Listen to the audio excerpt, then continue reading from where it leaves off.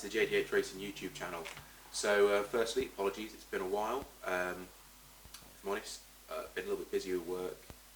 I've been busy, and then my dad John has also been extremely busy with work. So time has unfortunately passed us by. But we've not been idle by any stretch of the means. A lot of work's been done. So as you can see, unless you've been following our Instagram and our Facebook socials, you will not be aware that the body is now fitted to the space frame chassis. It's not permanently fitted, it's just dropped on top. We're still working on the engine mount, the engine mounts, the sill mounts. So a lot of work has been gone in the background, but there'll be one big change you will notice as we walk around the Capri.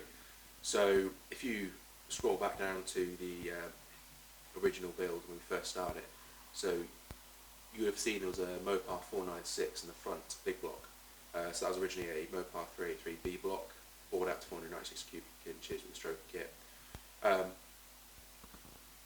And then obviously we went from 727 to a Powerglide.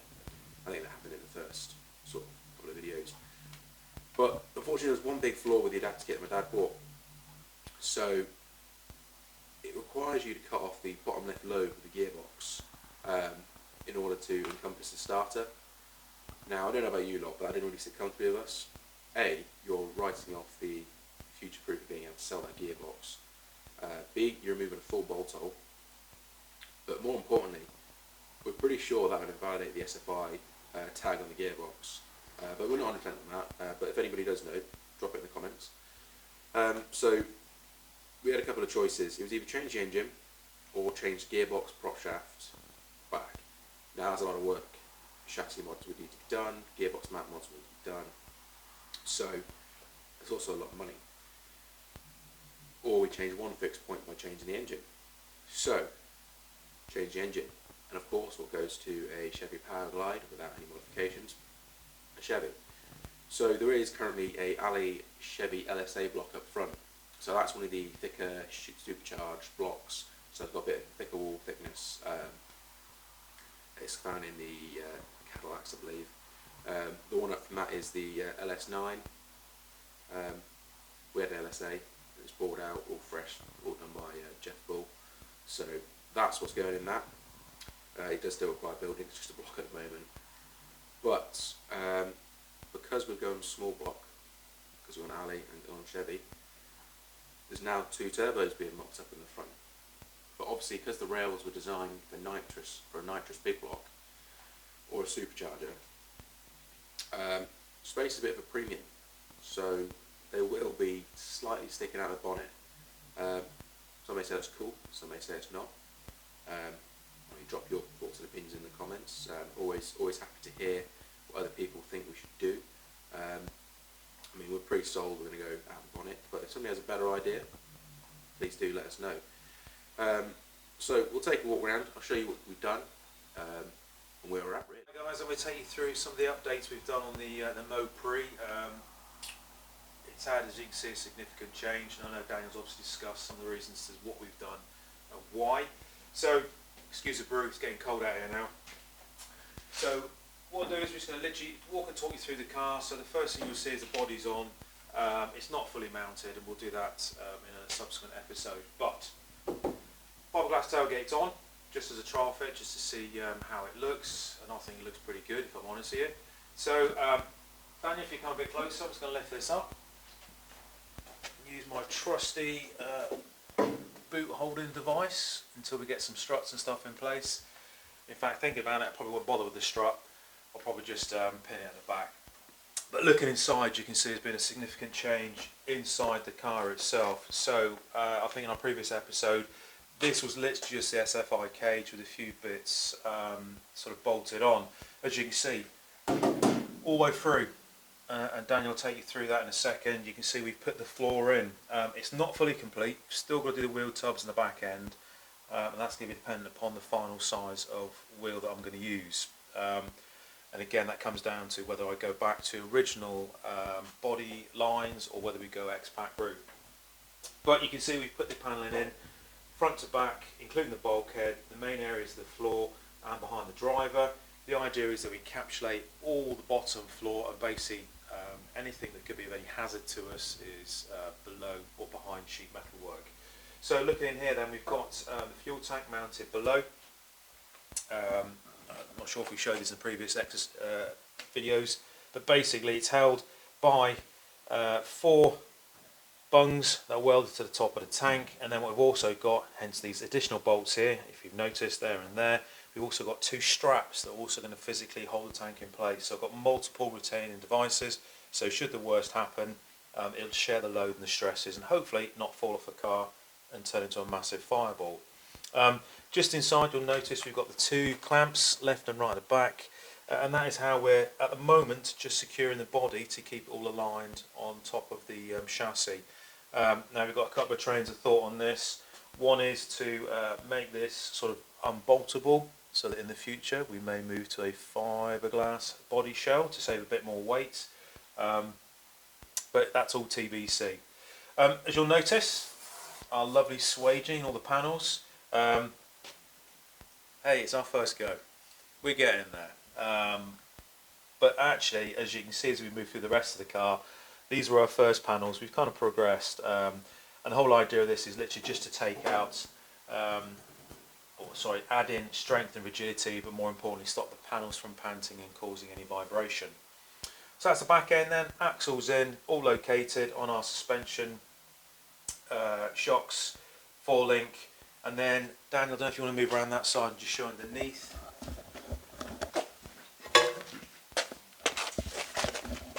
Okay, you get to see me through this side here. Okay, you can see our axle. It should all be squarely located to the vehicle with our lower link bars horizontal, and then our intersect angle for our sort of dive, anti-dive set by the top link bars. But if I just move inside, and what you will see is our 5th link. So this is all constructed, and this should, he says, limit, as you can see there, we have literally a small amount of rock side to side. It's probably no more than 5mm sort of travel, and that will reduce. So what I need to do is put a little bit of grease on the inside of this to aid the 5th member moving backs and forwards, but I'm also thinking about putting a grease nipple inside there just to allow us to lubricate it as we go. Hopefully you can see underneath, really hard to see, but on the top and on the sides, coming up here, these are all our tabs. So I've got fuel lines running on the passenger side, and I've got the brake lines going to be running on the driver's side, but it keeps it all away from the prop shaft. As you can see, the prop shaft is currently out. We covered that in a previous episode, and that's so we could do all the sheet work, as we will show in a second. So all the back of this bulkhead, all solid. It's all swaged to prevent any panting, etc., and put some additional strength in. And we've also welded it to the back of the link bars as well, so it also helps tie these in and keep them true as well. Okay, moving up then, we come forwards and look inside the car. Okay, so some big changes. As previously discussed, then what we've done is we've changed the transmission. Daniel's obviously spoken about then chicken and egg, which came first, transmission or is it the engine? This is a really good transmission, rated to the best part of 1800 brake, and the torque fly we had it before probably wouldn't have lasted that long with the sort of power levels we want to be pushing with that motor. So I've decided basically to move away from the Mopar route. So if anybody wants a Mopar 496, there's a nice one going for sale, and we give you all the specs if you want. But we're going to go down the tried and trusted sort of Chevy LS route with the twin turbos, which we'll have a look at in a second. So we've got the transmission located in, which has then necessitated the need for changing the mid plate. So that's a new mid plate, but everything's in place. And then what I've done is to protect the driver, because you're mandated to have a prop shield anyway where it passes by the side of the driver, and you need your prop shaft hoops within 6 inches. As you previously saw in the episode, we had our prop shaft hoops already made at the front and the rear, and all we've done is just start to encapsulate that to protect the driver. So yes, granted, this is overkill. This is 3mm wall thickness steel, and we've got one at the bottom and then we've got one at the top, and this completely encapsulates the whole of the drive shaft as it passes past the driver, and then it's secured by 3 pit pins this side, 3 this side, and then the ones that go through the main sort of prop shaft hoops here. These ones are all fixed and solid. Yes, there's a plate that's going to go over there, so we'll get that sorted at some point in the future. And that should give us then, I would say, pretty much ballistic protection from the prop shaft, should the worst happen. However, it's a proper prop shaft. Not that there's never a proper one, but it's highly rated, obviously in from the States. I believe that was that Tim McCamus, Daniel? Yeah, Tim McCamus. Yeah, so no expense spared, and it's rated for the power levels we're going to be pushing, and I think we discussed before, also for the critical speeds, because we're probably looking to buzz the motors to somewhere around maybe the 8,000 RPM mark. Inside then you'll see, again, as mentioned, all the floor panels are swaged. Still got to do the bit around the gearbox, then obviously protect the driver. There is a lot of drag cars out there that run with a shield underneath, and all this is exposed. Not really keen on that, although this is an SFI box. Part of me is a little bit conscious that you've got obviously your hydraulic fluid lines running here, because this is the converter dump that's on here and the trans brake over here. So I want to kind of keep that sort of high pressure flammable fluid away should one of those lines rupture. Don't really want it spraying on myself or Daniel. In the floor then we've got our seat belt mounts. These are just loosely bolted in at the moment. We'll put the seats back in, but these are all in to allow our was it 6-point harness? Yeah, 6-point harness for both driver and also for passenger as well. Because one of the things I did say right back at the beginning is I want the same level of safety, funny cage aside, for the passenger as for the driver, because this will be predominantly a street going car, so should the worst happen, I want everybody to be as safe as they can be. On the passenger side, we've also got the battery mount. That's now in secured, and the floor around it. And what we'll do is, you can see the cables in here. That cable will then run up the side. We'll run that round, and we're going to run 2 sort of emergency operation switches, one on the front for the driver and obviously one on the back, which is your mandated one to kill all power into the vehicle should the driver become incapacitated. Internally wise then, I don't think much else really has changed. Like I said, we've got the bulkhead in, steering columns in, not fully connected yet. Obviously you can see inside it's a really nice snug fit up to the top of the body, so and that's the way we design the cage, to get it as close as we can so that in the event of an accident the body shell will deform very little. It'll be a cage that takes the brunt to protect anything from folding on the driver. So that's kind of the inside, the main sort of points, and then forwards, this is where all the magic happens. So you'll have to excuse the wood, a little bit chip shot, but it's the easiest way at the moment for us to mock up sort of ideal turbo locations. So I don't know, Daniel, you're going to shove some pictures on later on of the front end removed? So we'll show that. So the idea then is we'll have the main body shell and removable front clip, which will give us all that access to everything that we need.